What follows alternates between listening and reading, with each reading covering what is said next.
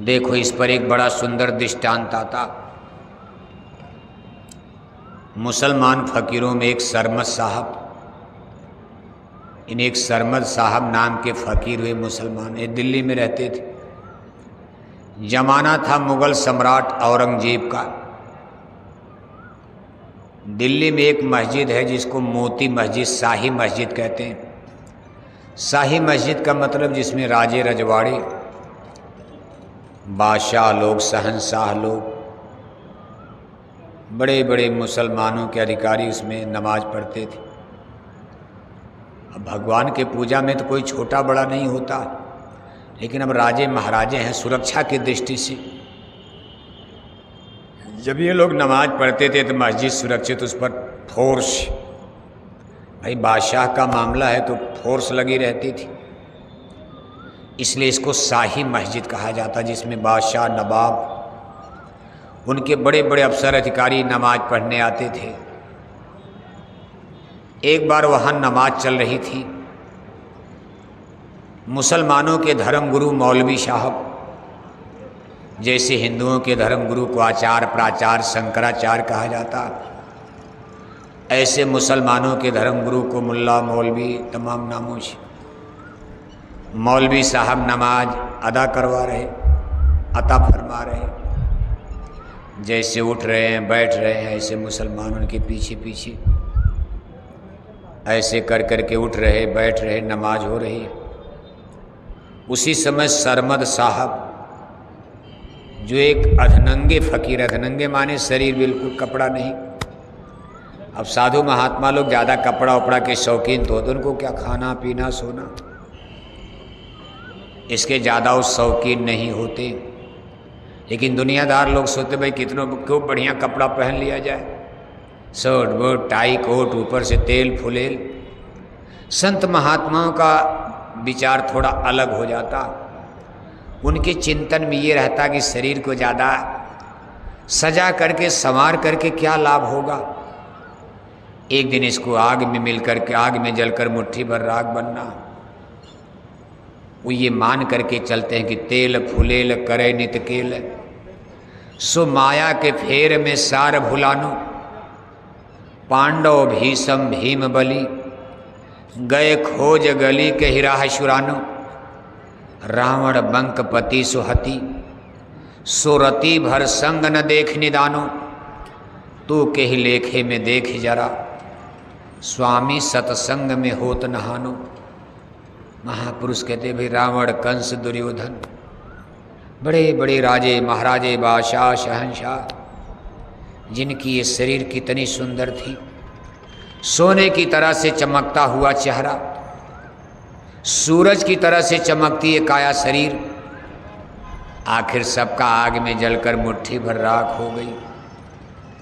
तो जो शरीर एक दिन मिट्टी होना है, इस पर हम ज़्यादा समय क्यों न्यौछावर करें, क्यों ख़त्म करें।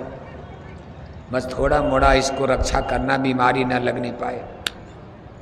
सुंदर नहीं, आध्यात्मिक पुरुष जिनको अपना स्पिरिचुअल डेवलप, अपनी आत्मा के जगाने के विकास की चिंता है, वो लोग ज़्यादा समय अपना भजन में देते हैं। और संसारी पुरुष सुबह उठ करके नहाना धोना, मंजन करना, ब्रश करना, तब तक जलेबी कचौड़ी पकौड़ी समोसा बकरी की तरह दिन भर कुचुर कुचुर खाना, और तब तक खाएंगे जब तक शुगर की बीमारी ना हो जाए। बीमारी हो ही जाएगी। करना धरना कुछ नहीं, जब दिन भर बकरी की तरह कुचुर कुचुर खाओगे सुबह से लेकर शाम तक, एक न एक दिन बीमारी, भोग में ही रोग जन्म लेता है। अति भोग में अति रोग। संत महापुरुष इसके उलट सोचते, कहते खाने पीने में थोड़ा सा, नहाना धोना भी सब चलो हो गया, शरीर जल तत्व है, थोड़ा नहा लिया जाए, कहीं नदी में कहीं तालाब में, साबुन की क्या आवश्यकता, बस शरीर में रोग न लगो। लोग रोग से बचाते, ये शरीर निरोग रहे, क्योंकि भगवान का भजन करना स्पिरिचुअल एक्सपेरिमेंट, आध्यात्मिक साधना, कसरत, अभ्यास, ध्यान, भजन, सुमरन, जिसको कलयुग में नाम कमाई, शब्द कमाई कहा जाता, इसको आप तभी कर पाओगे जब शरीर आपका निरोग होगा। शरीर बीमार हो जाएगा, गठिया पकड़ लिया, बात पकड़ लिया, शुगर हो गया, बवासीर हो गया, भूखंदर हो गया, क्या ध्यान भजन पर बैठोगे? 15 मिनट के बाद आपके कान में दर्द, हाथ में दर्द, कहीं पेट में दर्द, कहीं कमर में दर्द, तब तक गैस बन जाती है, छोड़ के पूजा उठ जाते हो आप। महापुरुषों का नजरिया होता है भाई शरीर को निरोग रखो, बस सादा रूखा सूखा खाई के ठंडा पानी पियो, काहे को प्रपंच में फंसा जा। 4 लोग 4 रोटी 1 लंगोटी, बाकी सब बकवास। अरे तन ढकने के लिए कोई कपड़ा मिल जाए, पेट भरने के लिए, जिंदा रहने के लिए 2 रोटी मिल जाए रूखा सूखा, इसके बाद भजन कर मगन रहो मन में, उनका नजरिया। सरमद साहब इसी तरह के महात्मा थे, सिद्ध पुरुष थे, उनका स्पिरिचुअल डेवलप यानी उनकी जीवात्मा जगी हुई थी, पहुँचे फकीर थे। तो शरीर पर छोटा थोड़ा मोड़ा कपड़ा था, अपने गुप्तांगों को उन्होंने कमर में कपड़ा लपेट कर ढक रखा था, बाकी सारा शरीर नंग धड़ंग, बाल बिखरे हुए हैं, पैरों में जूता चप्पल नहीं, धूल मिट्टी शरीर पर लगा हुआ है। उसी मस्जिद के सामने से गुजर रहे थे, नमाज चल रही। जब उन्होंने मुसलमान भाइयों को नमाज पढ़ते देखा तो मस्जिद की सीढ़ी पर चढ़कर, मस्जिद की सीढ़ी पर अपना तालू, अपना पैर रगड़ते हुए बोल रहे हैं, जोर से बोलना शुरू कर दिया। जैसे आप पूजा पाठ करो, कोई बोले तो आपको अच्छा लगा, कोई भाई बंद करो आवाज़। जैसे आप माला करने बैठ गए और घर में बच्चे टीवी खोलकर मोबाइल बजाने लगे तो आपको एक बंद कर दो। अब वहाँ मुसलमान भाई नमाज पढ़ रहे और सरमद साहब मस्जिद की सीढ़ी पर चढ़कर, सीढ़ी पर अपना पैर रगड़ते, तालू रगड़ करके जोर जोर से चिल्ला रहे हैं कि जो मौलवी के दिल में मेरे पैरों के नीचे है, जो मौलवी के दिल में मेरे तलवे के नीचे है। अभी बात अफसर अधिकारियों को, बड़े बड़े लोग नमाज पढ़ रहे, स्वयं बादशाह उसमें मौजूद हैं, जिनका इतिहास में नाम, औरंगजेब का नाम सब हिंदू मुसलमान भारत में पूरा संसार जानता है। इनके तमाम किस्से कहानियां भारत में मशहूर हैं। जब देखा कि भाई ये चिल्ला रहे हैं, लोगों को बुरा लग रहा है, खैर नमाज ख़त्म हो गई। बादशाह के हुक्म पर इनको गिरफ्तार करवा लिया गया। वैसे बादशाह सब लोग जानते थे सरमद साहब एक फ़कीर हैं, लेकिन लोगों ने कहा भाई ये नकली फ़कीर महात्मा है। नमाज के समय मस्जिद की सीढ़ी, इनको नमाज पढ़ना चाहिए, क्योंकि सरमद साहब ही जाति से मुसलमान थे। नमाज हो रही तो आपको नमाज पढ़ना चाहिए। ये पीछे आप चिल्ला रहे हो, वो भी करो जो मौलवी के दिल में मेरे पैरों के नीचे।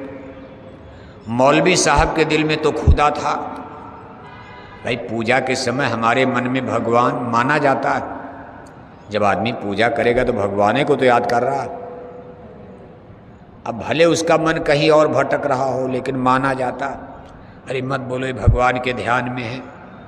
जैसे आप जब माला पूजा पर बैठते हो तो घर वाले कहेंगे भाई दे बोलो मत, दादा पूजा पर हैं, भगवान के ध्यान में। भले आपका मन खेत में खलिहान में भटका, ऐसे भटकता।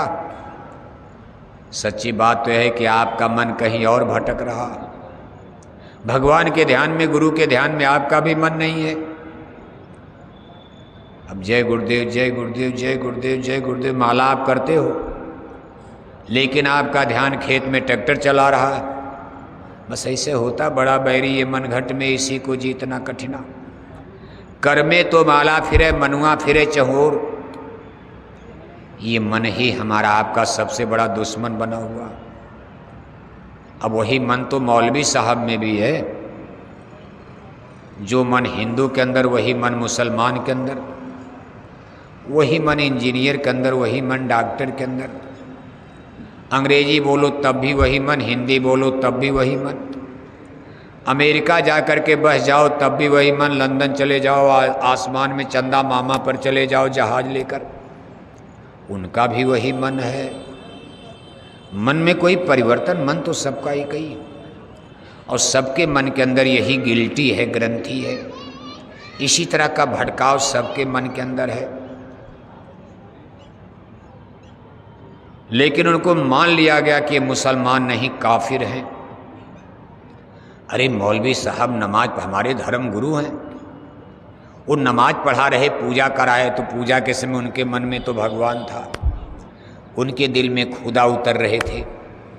और ये कह रहे हैं कि जो मौलवी के दिल में मेरे पैरों के नीचे, क्या भगवान खुदा इनके पैरों के नीचे?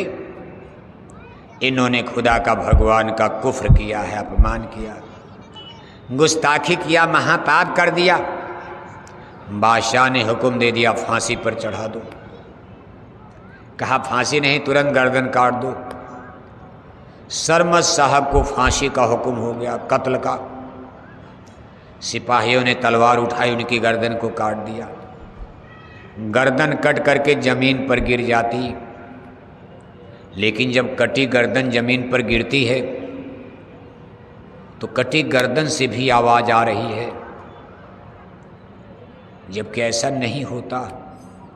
लेकिन चूंकि फकीर थे, महात्मा थे, उनको कुछ संसार को ज्ञान देना था, और गर्दन कटा कर ज्ञान दे रहे। बताओ आप, महात्मा, गुरु, सदगुरु कितनी बड़ी कुर्बानी देते हैं कि कम से कम इतने पर भी तो ज्ञान कर लो, मेरी तो जान चली गई।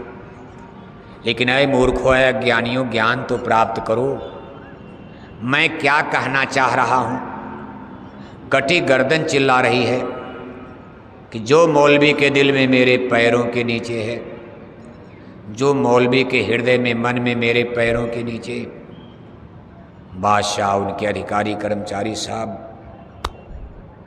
आश्चर्य में पड़ गए, भाई कटी गर्दन बोल रही है, ये क्या माजरा है, कोई गलती तो नहीं कर दिया? ये तो चमत्कार हो गया, कटी गर्दन चिल्ला रही। और घटना कोई त्रेता द्वापर की नहीं है, मुसलमानों के राज की घटना। औरंगजेब, अब औरंगजेब का राज कोई बहुत पुराना तो है नहीं। अब ये लोग आपस में सोच रहे, भाई ये क्या माजरा है, कटा हुआ सिर भी चिल्ला रहा, और जोर से आवाज आने लगी, जो मौलवी के दिल में मेरे पैरों के नीचे।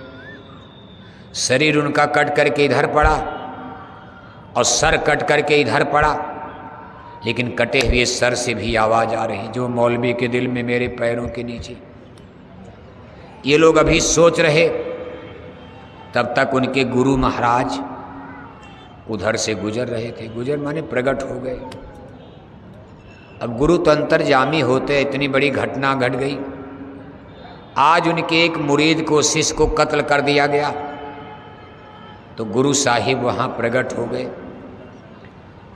और जब उन्होंने देखा कि मेरे शिष्य का तो कत्ल कर दिया, तो उन्होंने बादशाह से पूछा, ये गुस्ताखी क्यों, क्या करवा दिया तूने? उन्होंने कहा, हुजूर आपका ये शिष्य, ये भक्त नहीं, काफिर है, मुरीद नहीं, काफिर, गुनहगार है। कहा क्या गलती किया? अरे कहा, इसने खुदा की शान में कुफ्र किया है। ये कह रहा था, जो मौलवी के दिल में मेरे पैरों के नीचे, नमाज के समय, इसको चुपचाप नमाज पढ़नी चाहिए थी, पूजा करनी चाहिए थी। ये बीच बीच में चिल्ला करके बोल रहा था, उल्टी बात बोल रहा था। तो गुरु महाराज ने कहा, ना, भक्त कभी भगवान का अपमान नहीं कर सकता। आप लोग समझ नहीं पाए, ये दुनिया के लोग, लोभ और मोह में फंसे हुए जगत के जीव, संतों का सत्संग, उनकी वाणी जल्दी समय इनके पल्ले नहीं पड़ती। बाकी संत और भक्त कभी भगवान का अपमान कर सकते हैं? कहा मौलवी साहब को बुलाओ। गुरु महाराज ने मौलवी को तलब किया। कहा मौलवी साहब सही सही बता दो, जब आप पूजा करवा रहे थे, नमाज पढ़ा रहे थे, तो आपके हृदय में, आपके दिल में क्या तरंगे उठ रही थी? आपके मन में उस समय क्या चल रहा था? तो पहले तो मौलवी साहब ने ताव से मारा। अरे कहा, जब मैं भगवान की पूजा करा रहा, खुदा की इबादत, तो मेरे दिल में खुदा का ध्यान था, मैं खुदा को, भगवान को हृदय में बसाए था। गुरु महाराज ने कहा, देखो मौलवी साहब झूठ मत बोलो, अभी मैं बादशाह के सामने, सबके सामने तुम्हारा पर्दाफाश कर दूंगा, बेइज्जत हो जाओगे, इसलिए अपने मुंह से सही सही बात हमको बता दो। जब तुम पूजा कर रहे थे, करा रहे थे, तुम्हारे हृदय में खुदा भगवान बिल्कुल नहीं था। तुम्हारा मन और ख्याल घर पर चला गया था। तुम भले यहाँ नमाज में उठ रहे थे, बैठ रहे थे, लेकिन मन तुम्हारा उस समय घर में चला गया था और तुम घर की समस्या में उलझे हुए थे। इसके आगे अब तुम बताओ।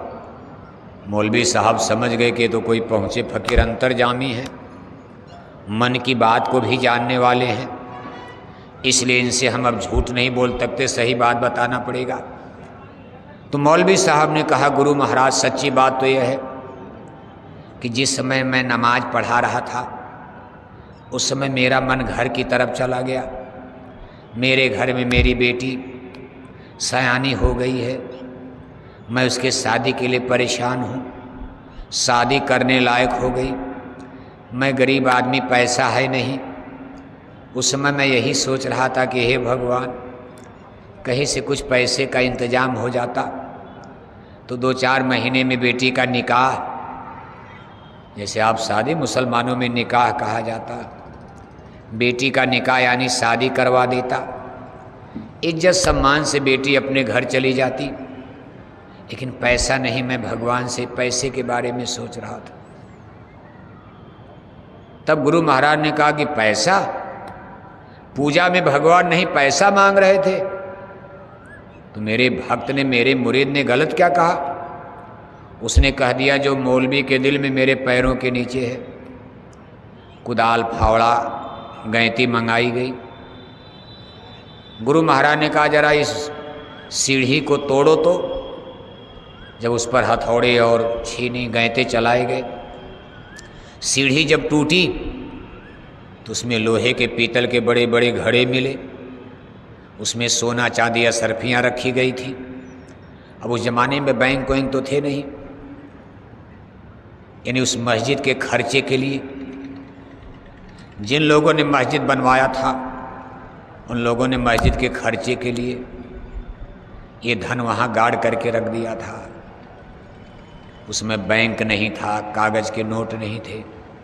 लोग इसी तरह ज़मीन में, घर में, दीवार में अपना धन दौलत, सोना चांदी छिपा कर रखते थे। अब देखो सोने चांदी घड़े के घड़े मिल गए। गुरु महाराज ने कहा देखो सरमद ने सही कहा था, तुम दौलत चाहते थे, दौलत तो यहाँ देखो उसके पैरों के नीचे मिल गई, ले जाओ। बादशाह से उन्होंने मुखातिब होकर कहा, बादशाह, शहंशाह, आपने एक मेरे भक्त को गलत कत्ल करवा दिया। एक सही आदमी का आपने कत्ल, गलत तो मौलवी हैं, ये पैसे के लिए भगवान की मंत्र पूजा कर रहे थे। आप इनको दौलत दे दो, बेटी की शादी करें। ये लोग धर्म और पूजा क्या कराएंगे? इनको खुद ही धर्म का, भगवान की भक्ति का ज्ञान नहीं। ये संसार के लोभ और मोह में डूबे जा रहे गुरु लोग। गुरसिखंड बहिर कै लेखा, एक न सुने एक नहीं देखा, हरै शिष्य धन शोक न हरई, सो गुरु घोर नरक में पड़ई। काहे दौलत के भूखे लोग हैं, ये शिष्यों की गुरुवाई क्या करेंगे, उनका मार्गदर्शन क्या करेंगे? इनको दौलत चाहिए, पैसा चाहिए, चाहे हिंदुओं के गुरु चाहे मुसलमानों, चारों तरफ ये पूजा पाठ धर्म कर्म में बस पैसा पैसा पैसा। बादशाह को बहुत बड़ा अफसोस हुआ, उसने माथा पकड़ लिया, सर पकड़ लिया और कहा गुरु महाराज हमसे बहुत बड़ी गुस्ताखी, बहुत बड़ा आज हमसे अपराध हो गया। इस मुल्ला मौलवी के कहने पर हमने आज एक सच्चे फकीर का, सच्चे महात्मा का, सच्चे गुरु का कत्ल करवा दिया। इसके लिए अब मैं दोजक नरकों से नहीं बच सकता हूँ। इतिहास बताता है, जब दक्षिण में शिवाजी महाराज को दबाने के लिए, उनके क्रांति को दबाने के लिए दिल्ली को छोड़कर बादशाह औरंगजेब दक्षिण गए। दक्षिण सतपुड़ा पहाड़ के पास औरंगाबाद, अहमदगढ़, दौलता, बीजापुर, पूना, कई वर्षों तक उधर डटे रहे।